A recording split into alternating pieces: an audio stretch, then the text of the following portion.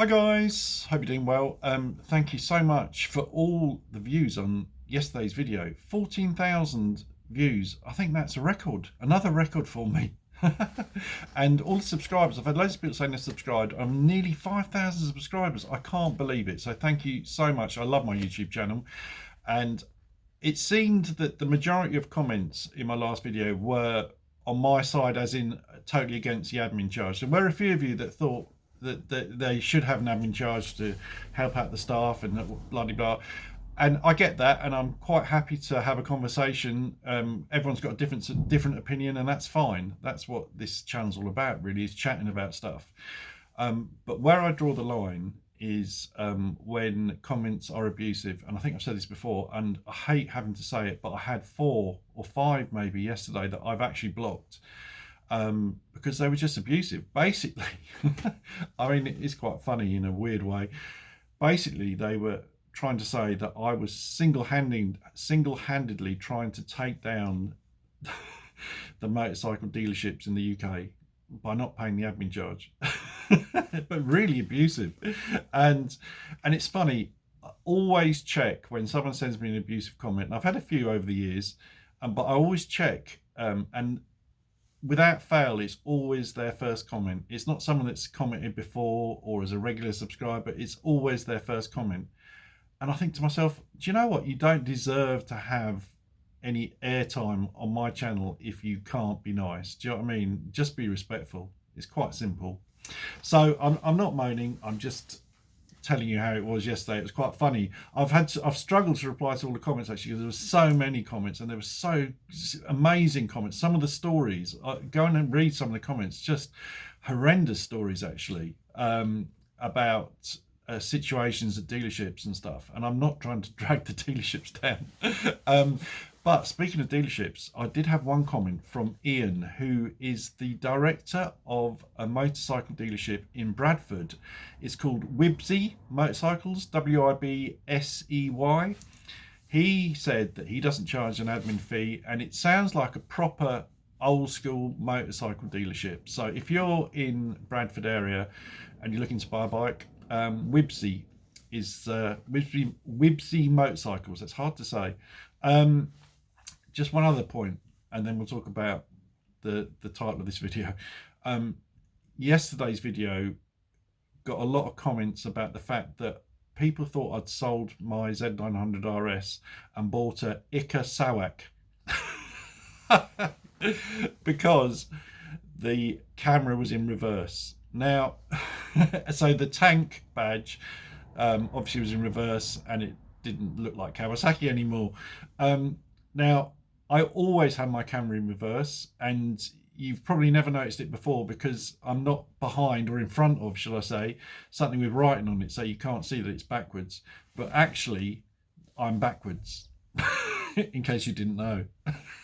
But one of you guys said that I could fix it, so maybe I'll have a go at fixing it, but don't hold your breath. But so apologies if things were looking a bit confusing on my bike yesterday.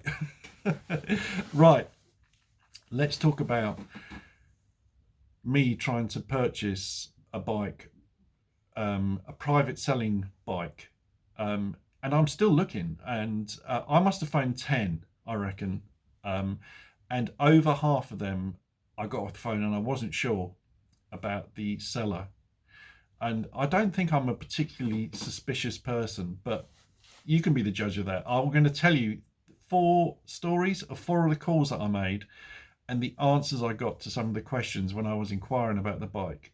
Now, I'm sure a lot of you will just say I'm being overcautious and it was genuine, but I think the majority of you will be thinking like I did, and yeah, we'll see.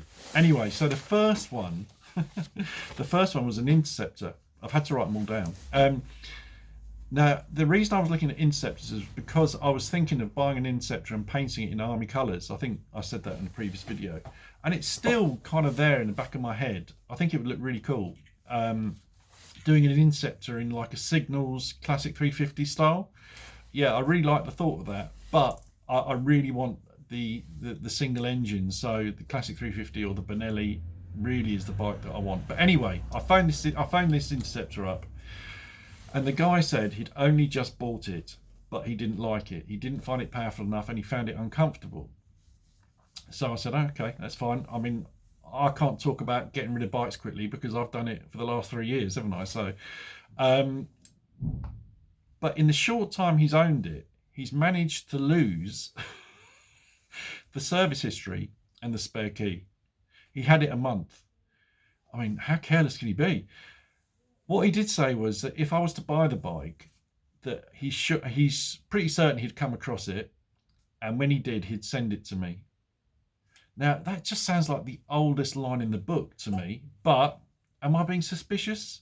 And there's no promises there. He said I'd definitely, he didn't say I know where it is, but I just can't get my hands on it. He just had lost it.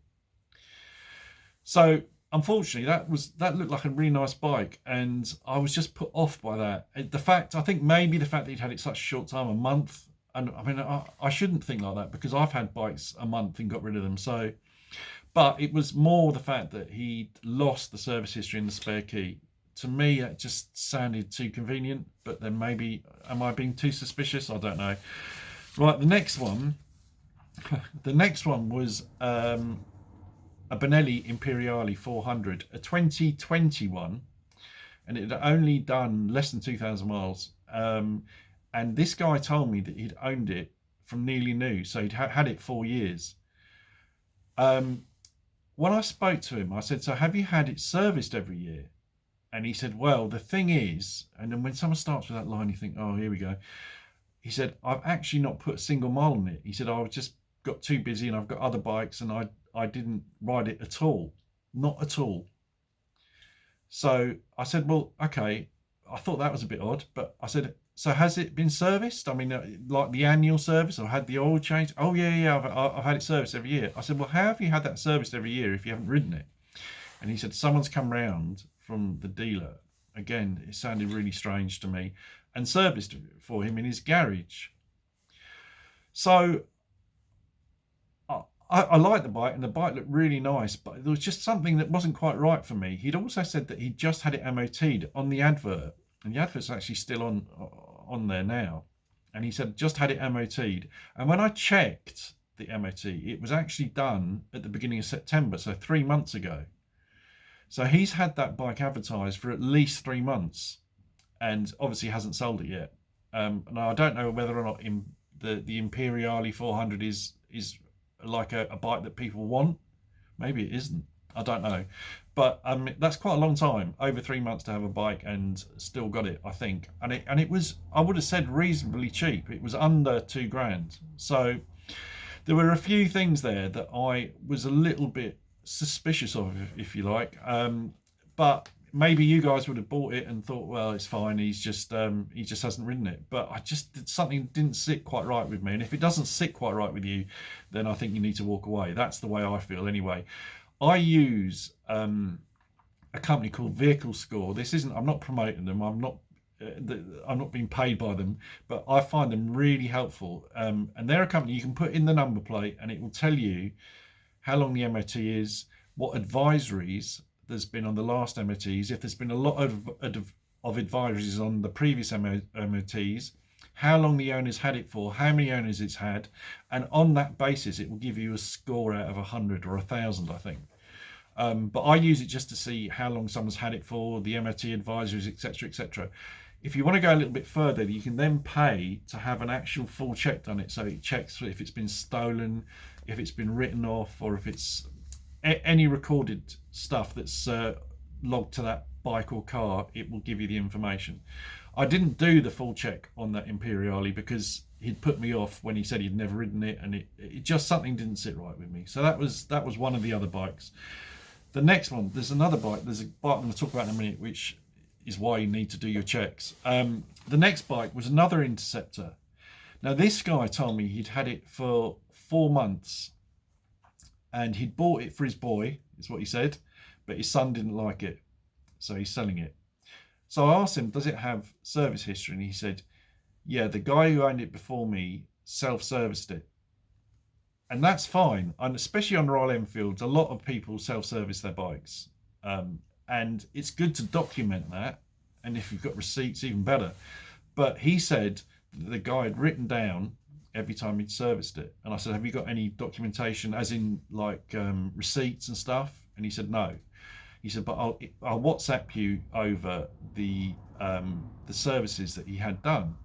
So he WhatsApped me, I think, 4 bits of paper like this, all exactly the same. That's important. They were all exactly the same, like that, you know, very similar. You could tell they were out of the same notepad. And I looked at them all, and all it said was the date, oil service done, filter changed, and that was it. Nothing else. And it all in identical, very distinctive handwriting.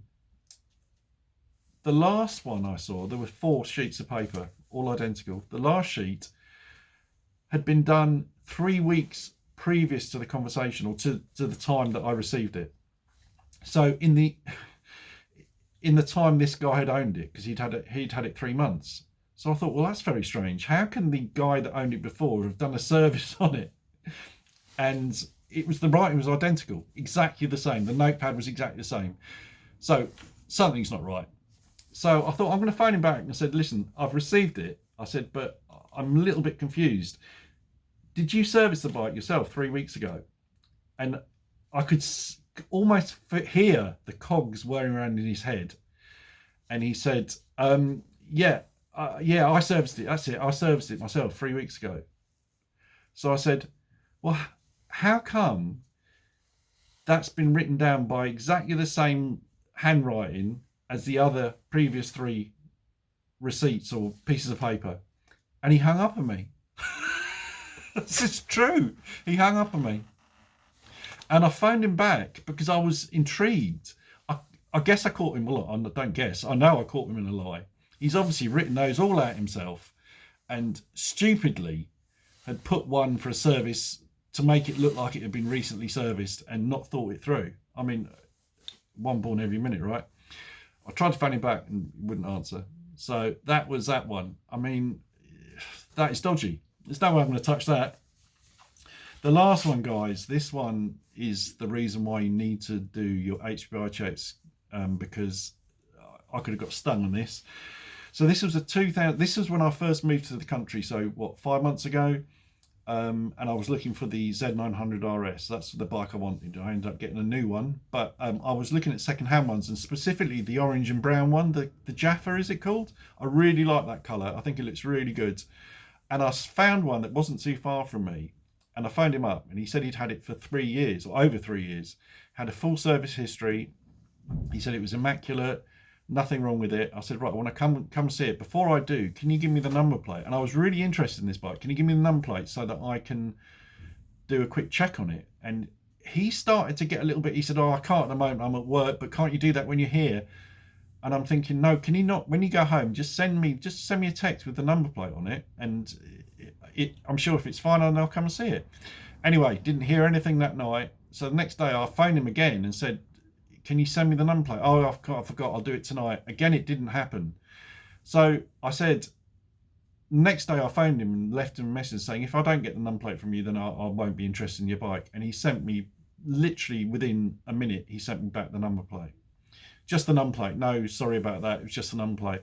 So I spent money on doing an HPI check on it, and I'm so bloody glad that I did, because it came back, bearing in mind he'd owned it for over 3 years, it came back as being a category N write-off 6 months ago. So that means category N, I think, is non-structural. So it's obviously gone down the road and he's just replaced parts on it or whatever. It hasn't bent the frame or anything like that, but it's still categorized. He never mentioned that to me, and I phoned him back. I was actually really annoyed.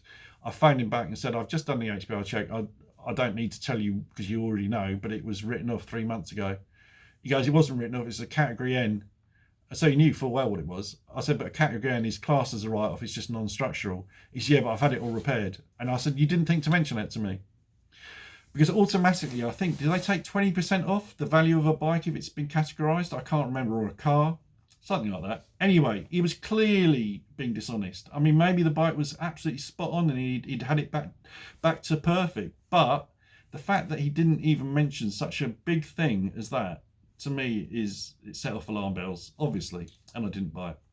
Anyway, guys, this has been going on for 15 minutes. My God.